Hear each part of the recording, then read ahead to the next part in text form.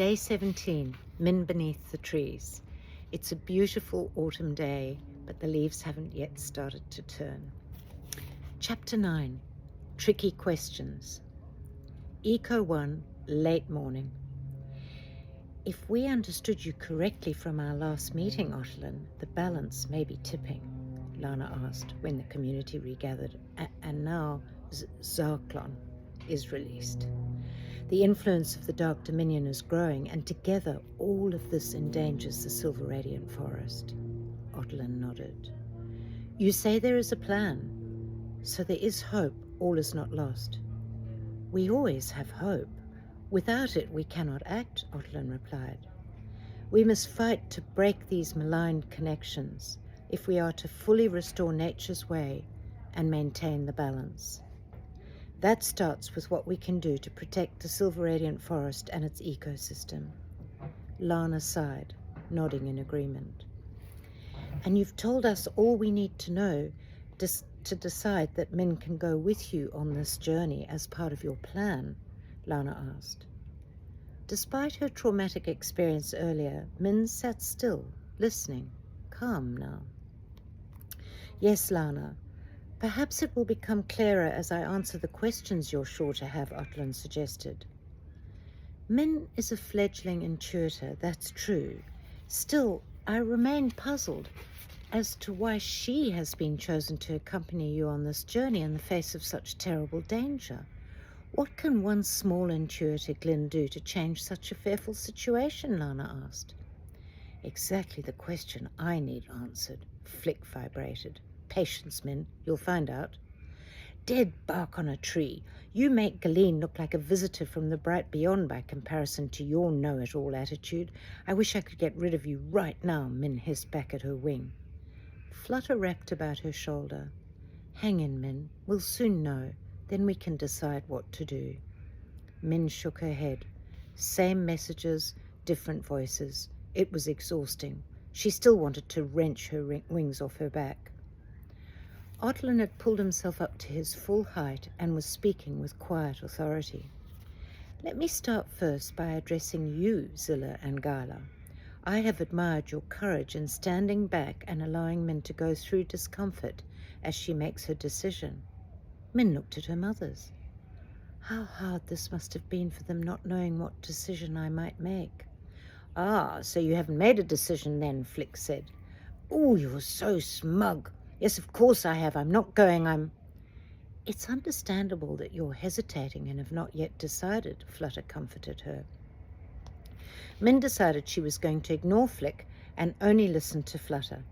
There was an immediate frisson of vibrations to and fro across her back, which simultaneously ping-ponged through her mind. Oh, please tell me you two aren't squabbling, as if I haven't got enough to deal with, she thought acidly.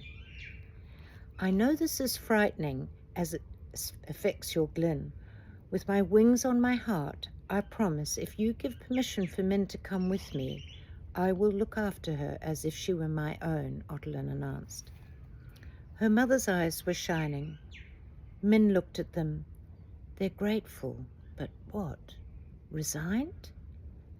Before she could process what that meant, Amana spoke up. What you have to say is all well and good, Ottolen. However, it would be surely more fitting to have some of the older and more experienced Illumins accompany you to act on this plan, those who know about Gaubles like me and the fearsome like Merca and Nuster. Nuster followed on.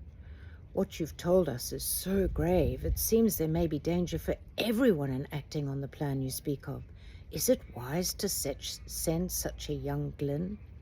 Zilla was unable to contain herself. Ottolen, she pleaded, could not one of us go in her place? She's only just a Glyn. I'm frightened for her. Min looked up at her mother. Oh, my sweet mother, of course you can't go. You've got to look after Blader. This is my job. Thoughts ripped through her mind. My job? My job to face the fearsome, confront Zah and whatever else is expected of me? Are you serious? Of course it's your job, Flick insisted, then a flutter. Yes, these expectations are frightening, but we have faith in you.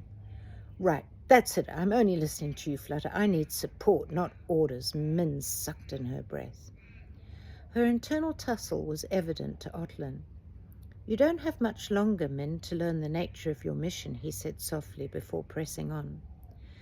"To answer your question, Lana, our plans were based on the knowledge that the conditions were right for a major fire event. We couldn't predict, though, that it would start so easily and early in the season, nor judge its scale or the ferocity of the fearsome. Otherwise, we would have acted earlier. Timing has now become critical."